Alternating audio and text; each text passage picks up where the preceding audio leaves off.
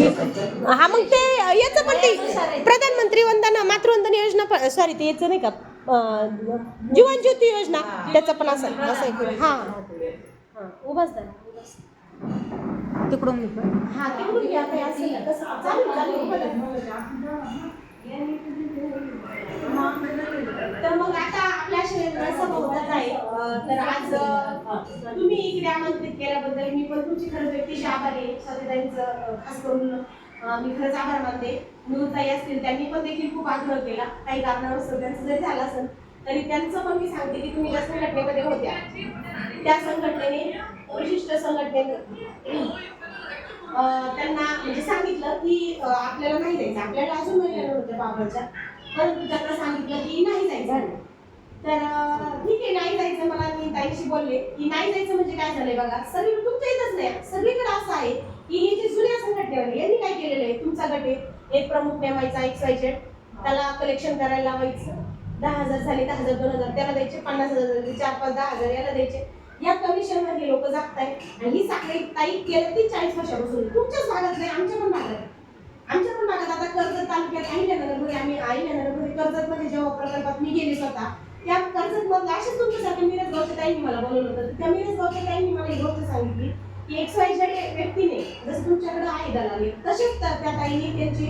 3,000 मदतनीस आणि 5,000 सेविकेचे घेतले वाढीव लढा निधीच्या नावाखाली आणि ते पैसे घेतले अजून पण देतात ते 2,000 रुपये आता सकाळीच मेसेज पडला युनियनच्या ग्रुपला की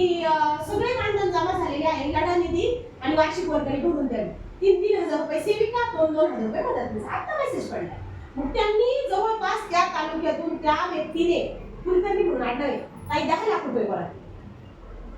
आणि मिस्टर ड्रायव्हर आहे ते काय असेल त्यांचं असेल ते आपल्याशी त्याला काही मॅटर नाही पण त्यांनी बंगला बांधला तुम्हाला सांगते हेच दाखवे बघे तिकडे हेच तिथे आणि पोलीस स्टेशन पर्यंत गेलेले फोटो आणि व्हिडिओ आम्हाला ताईंनी दाखवले तिने 10 लाख रुपये गोळा केले 1 लाख रुपये त्यात पे बंगला दिले त्यांचा वाद झाला ते तिथून निघून आले पोलीस स्टेशन पर्यंत गेले आणि 9 लाख रुपये स्वतःच्या घरात घातले त्या ताईंनी पावत्या मागितल्या त्यांना अद्यापर्यंत पावत्या देण्यात आलेल्या नाही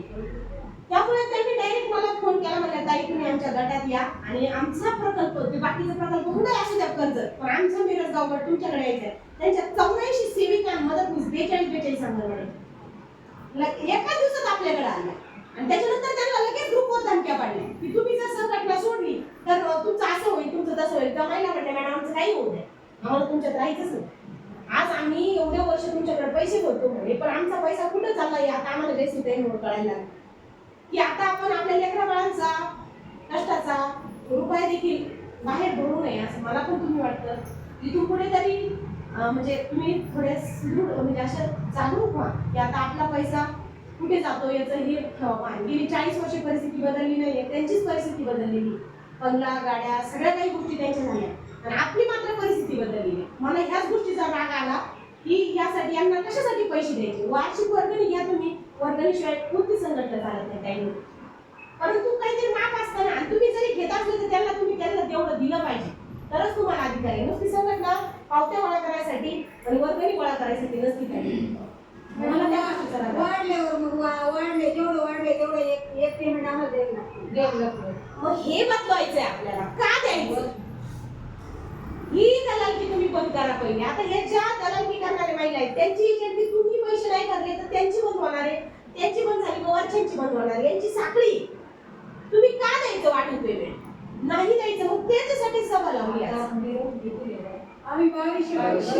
आता या वर्षी पण मागणी उडाय मदतनीसने 1100 आम्ही 2200 दिले 3100 रुपये काय बदलली परिस्थिती बदलली काय परिस्थिती काय बदलली वाढीव पेमेंट वाढीव अहो वाढीव जमा झालं आपला हक्क आहे तो एवढे कष्ट करतोय आपण त्यांच्याकडे मग वाढीव झाला ना आपण वर्गणी कशासाठी भरतो संघटनेसाठी भरतो ना 200 ते 200 आणि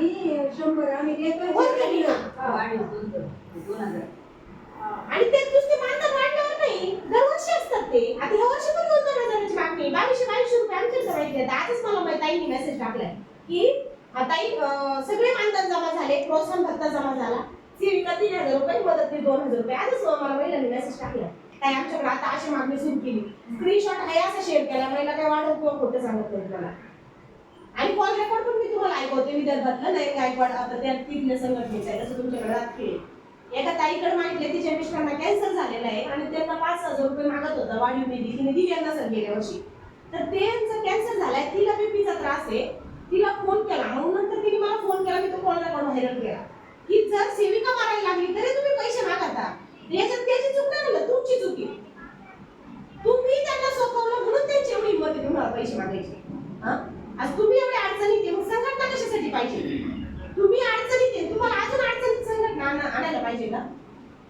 मग हे तुम्ही ठरवायला पाहिजे का पैसे कुठं द्यायचे आणि का द्यायचे. आणि जरी दिले तर त्याचा रीतसर हिशोब पाहिजे. तुम्ही आज आपल्याकडे जरी सदस्य झाले तर तुम्हाला त्याची रीतसर पावती मिळणार आहे, त्याचं ऑडिट होतं. आम्हाला पावते देतात मॅडम ते. आता मी मागच्या पावते किती किती रकमेचे देतात? नाही जे भरले ना त्याच्या पावते इथून मागच्या दिले आम्हाला. बरं. फक्त आताचे जे 2200 1100 आहेत ना त्याची पावती आम्हाला फक्त अजून भेटली नाही. आणि भेटणार बी नाही. नाही तर किती राहिले? कारण जो पावतीच्या व्यतिरिक्त पैसा जातो तो अवैधरित्या वापरला जातो. पावती असली की त्याचा हिशोब ऑडिटमध्ये जमा होतो. असं असतं.